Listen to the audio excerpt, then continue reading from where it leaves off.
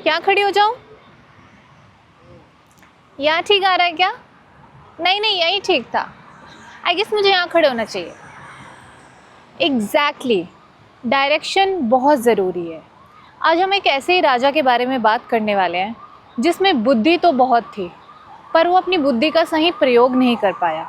ऐसा मैं नहीं कह रही, ऐसा मैं इतिहास को देखते हुए और इतिहासकारियों के बारे में पढ़ने, उनकी राय को पढ़ने के बाद बोल रही हूँ। आज हम एक ऐसे राजा के बारे में बात करने वाले हैं जो बुद्धिमान तो बहुत था, लेकिन अपने प्लान्स को सही तरीके से इम्प्लांट नहीं कर पाया। नमस्कार, मैं सुगंधा रॉय पाठक सत्यम पाठक के साथ आ गई हूँ अपने दिल्ली शहरों के शहर के चौथे अध्याय को लेकर। तो चलिए समय ना बर्बाद करते हुए इसके बारे में बात करते हैं।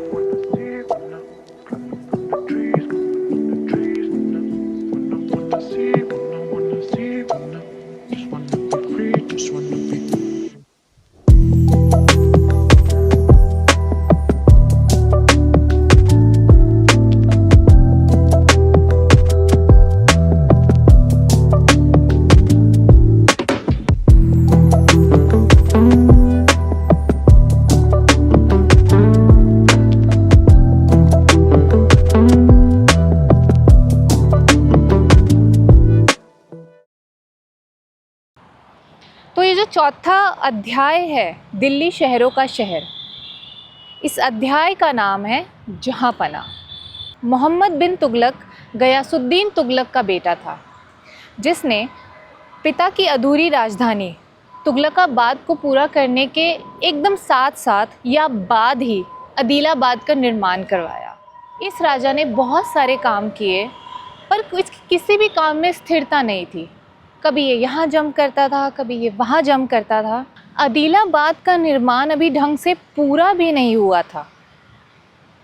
तुगलकाबाद का निर्माण भी ढंग से पूरा नहीं हुआ था कि उसने अदीलाबाद बनवा दिया, और अदीलाबाद का निर्माण भी अभी ढंग से पूरा नहीं हुआ था कि वो अपने राज्य को उठा के देवगिरी ले गया। एक बात तो ये थी कि मोहम्मद बिन तुगलक ने जहांपना को अपनी कैपिटल डिक्लेयर किया था, लेकिन क्या आपको पता है कि उसने दिल्ली से 1100 किलोमीटर दूर देवगिरी को भी अपनी कैपिटल बनाने की कोशिश की थी।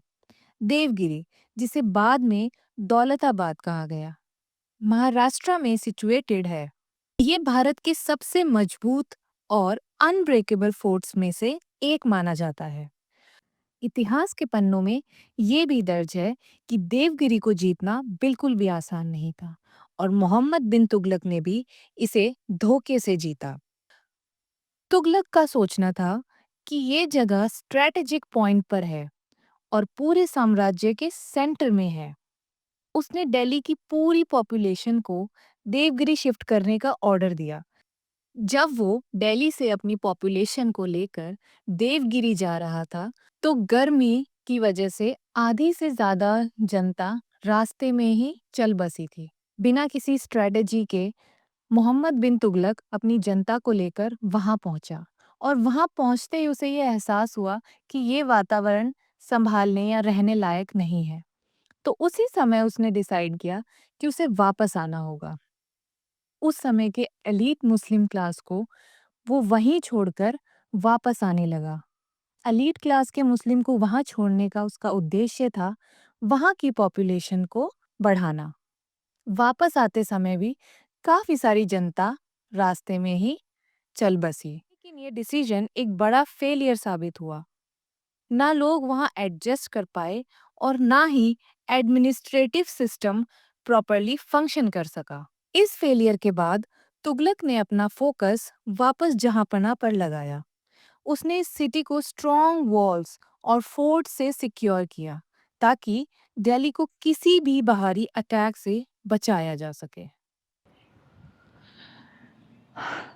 तो कुछ लोग यहाँ पर अपना कीमती समय बिताने आते हैं, कुछ अच्छी बुरी यादें बिताने आते हैं। कुछ लोग यहाँ रील्स बनाने आते हैं, मेरे जैसे लोग यहाँ वीडियो बनाने आते हैं, और कुछ असामाजिक तत्व होते हैं जो यहाँ की दीवारों पे अपना नाम लिखने आते हैं। जहाँपना का नाम आपको थोड़ा सा अजीब लग सकता है, बट ये जो सिटी है ये दिल्ली का एक बहुत इम्पॉर्टेंट, दिल्ली की हिस्ट्री का एक बहुत इम्पॉर्टेंट पार्ट है। इस सिटी को मोहम्मद बिन तुगलक ने 14th सेंचुरी में बनवाया था। मोहम्मद बिन तुगलक उलुग खां के नाम से भी जाना जाता था। तो जहाँपना का मतलब क्या होता है? The refuse of the world, यानी दुनिया का आश्रय। जहाँपना सिटी को बनाने के पीछे सिर्फ एक ही मकसद था कि तुगलक डायनेसिटी को एक स्ट्रॉन्ग बेस मिल सके। ये सिटी फिरोज शाह कोटला और कुतुब मीनार के बीच में स्थित थी। अब इस सिटी का कुछ ज़्यादा पार्ट बचा नहीं है, सिर्फ बहुत थोड़ा बहुत पार्ट र्यून्स के रूप में बचा हुआ है।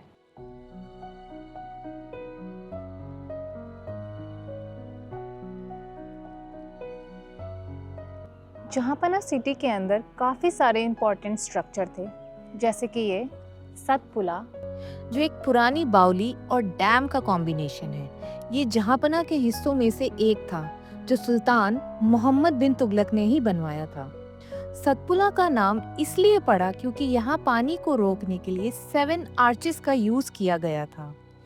ये बांध प्रबंधन और शहर के लोगों के लिए पानी सप्लाई करने का एक स्रोत था।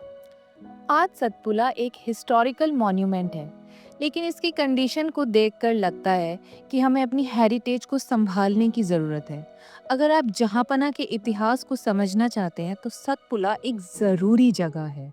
समय के साथ साथ ये सिटी डिक्लाइन पे चली गई, और आज जब आप इस जगह को एक्सप्लोर करेंगे, इसके र्यून्स को, तो आप ये इमेजिन कर पाएंगे शायद कि इसका स्ट्रक्चर कितना ग्रेट हुआ करता था एक टाइम पर। और जहाँपना सिटी ये दर्शाता है कि उस टाइम का आर्किटेक्चर जो था वो किस लेवल का होता था।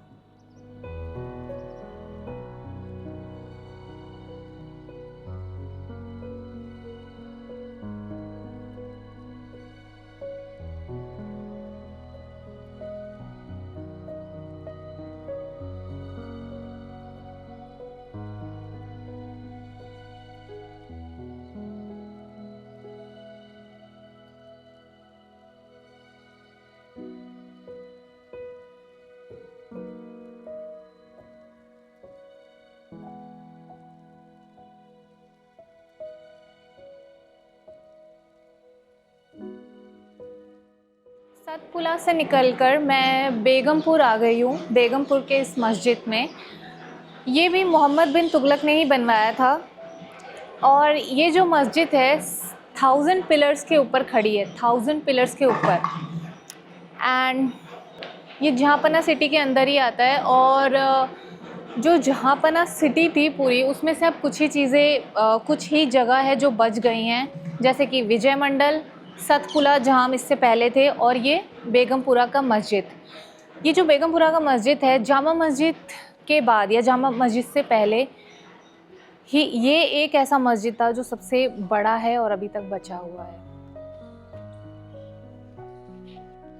उस जमाने में ये ना सिर्फ इबादत करने का एक महत्वपूर्ण स्थल था, बल्कि लोगों के मिलने और सामाजिक चर्चाओं का भी एक केंद्र हुआ करती थी। आज बेगमपुर मस्जिद के अवशेष हमें उस समय की शानदार आर्किटेक्चर और प्लानिंग का एहसास दिलाते हैं। लेकिन जैसे कि बाकी मॉन्यूमेंट्स के साथ होता है, इसकी कंडीशन भी अब सुरक्षा और संरक्षण की मांग करती है। अगर आप जहाँपना और उसके इतिहास को एक्सप्लोर कर रहे हैं, तो बेगमपुरा मस्जिद भी एक मस्ट विजिट जगह है।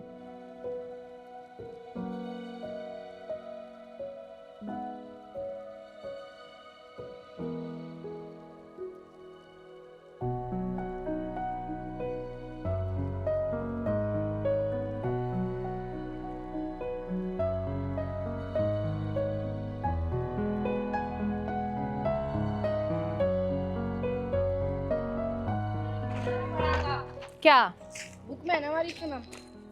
ये बेगमपुरा मस्जिद है ना, तो जहाँपना ने बनवाया था ये। पता नहीं, बस इसका नाम दिया हुआ है। तो अब यहाँ पे मतलब कुछ भी नहीं होता? खेलते वेलते हो बस तुम लोग? डेंजर तो नहीं है ये जगह? बिल्कुल भी नहीं? गुंडे बदमाश आते हैं यहाँ पे? रात को आते हैं? 1 डेढ़ बजे तक कम से कम। अरे बाप रे। वो गार्ड है तो रात शाम को चलाता है। तो शाम को चला जाता है। तुम और भी कुछ बता रहे थे मुझे इस जगह के बारे में। यहाँ जो यहाँ पे वही झोपड़ी बन के रहते हैं सब। पहले- पहले गाँव था इसके अंदर। गांव था? हाँ। कितना पहले? मेरे फोटो पड़ी है। मतलब 5-6 साल पहले? नहीं, 2? 590-95 साल पहले का। अच्छा। यही एंट्री होती तो बोर्ड तो लगा हुआ है वहाँ पे। ओ बेगमपुरा गाँव लिखा था ना। चलो ठीक है। लोहे का बोर्ड लगा रखा है, उसपे फोटो छपा दी थी, ये वाली। नाम क्या है तुम्हारा? शिवांश। बहुत प्यारे हो तुम। चलो खेल कूद करो, अच्छी बात है।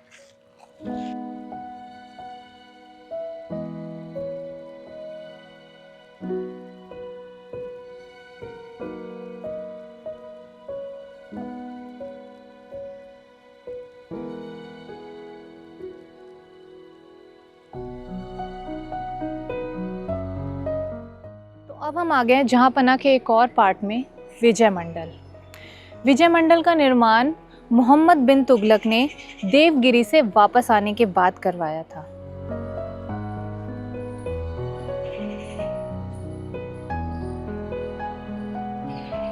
एक बात तो मैं आपको बताना ही भूल गई, मोहम्मद बिन तुगलक को मैड किंग के नाम से भी जाना जाता है। ये कब क्या करता था किसी को नहीं पता था। पहले इसने आदिलाबाद का निर्माण करवाया, फिर देवगिरी गया, वापस आके जहाँपना का निर्माण किया और जहाँपना के साथ साथ अलग अलग स्ट्रक्चर्स बनवाए। तो विजय मंडल का भी हाल बाकी के किले की तरह ही हुआ और आज की तारीख में ये बिल्कुल खंडर है।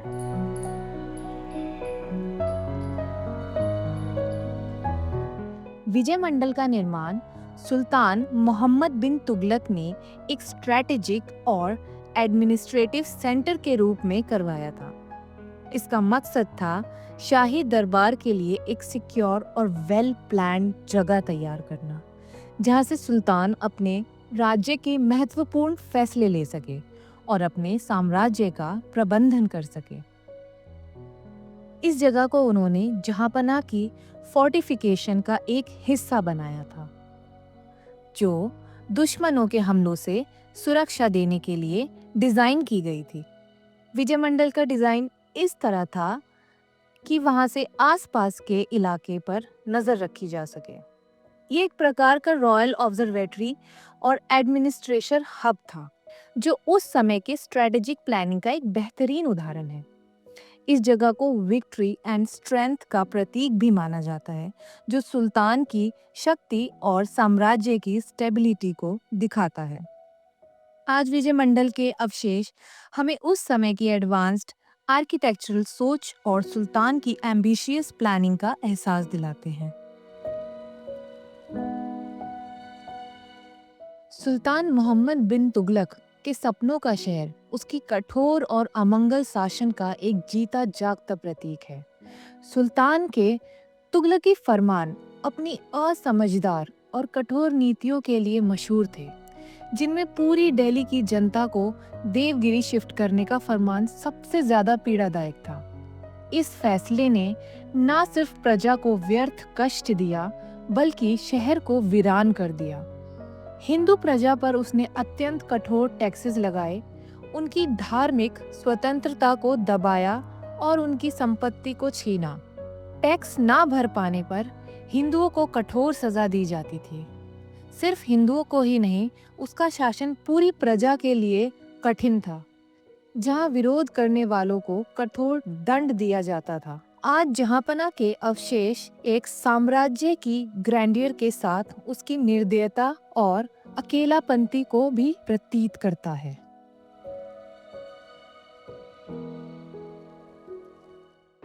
तो फोर्थ सिटी का ये जो पार्ट है विजय मंडल, आज हम अपना ये व्लॉग यहीं समाप्त कर रहे हैं और अब हम मिलेंगे हमारे नेक्स्ट व्लॉग में, यानी कि शहरों का शहर दिल्ली के 5th अध्याय में। तो आई होप आपको मेरी ये वीडियो पसंद आई होगी, और मैंने इसे बहुत ही छोटा और लिमिटेड बनाने की कोशिश की है ताकि आप इसे एंजॉय कर सकें, ना कि बहुत ज़्यादा लेंदी और आपके लिए बोरिंग हो। तो थैंक यू सो मच पूरी वीडियो में मेरे साथ बने रहने के लिए, एक्चुअली हमारे साथ बने रहने के लिए। तो नमस्ते, मैं सुगंधा रॉय पाठक और सत्यम पाठक आज आपसे विदा ले रहे हैं। मिलते हैं अगली वीडियो में।